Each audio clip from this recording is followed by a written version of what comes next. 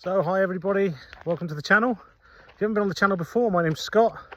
I'm an expat in Spain. Got total Spain experience about a year and a half. Actually, yeah, about a year and a half. Portugal before that.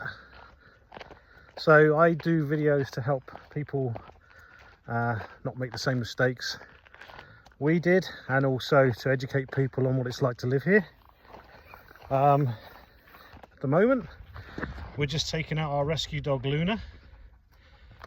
So we walk her mainly the back of our house most days. So you can see a lovely day. So anyway, what am I going to talk about today? Well, let's talk about, I've covered it before and I've seen quite a few YouTube videos on bureaucracy. And they tend to, include myself, oh, excuse me, they tend to sort of talk about the same thing. But I'm going to talk about it in a different way and say it's not that bad, okay? And the reason it's not that bad,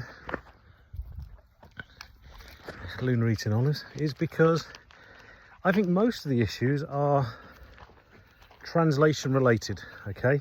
Because the amount of times that I've gone into the Emasaga office, that's the water office, or the AEHC office, the tax office, and I've been getting somewhere. I mean, they've turned around on the translation and said, yeah, we'll get that sorted, and then it isn't. But I truly believe there's two reasons for bureaucracy, or the cause of bureaucracy. One is probably the biggest one, is translation, okay, and not speaking the language. And two, just that individual being a Hmong, you know, they're just being difficult for the sake of it. Unfortunately, there are people like that in any country. So when you're in the office or an office, or you're getting knockback after knockback after knockback, say to yourself, is it a translation issue, or is it a this person's being a difficult issue? And I've come across plenty of people in the second, okay? So don't, when people say, oh, bureaucracy is bad in Spain, it shouldn't always be classed as just bureaucracy. There's any number of things it can be down to, and those are the two main ones. So don't think for one reason.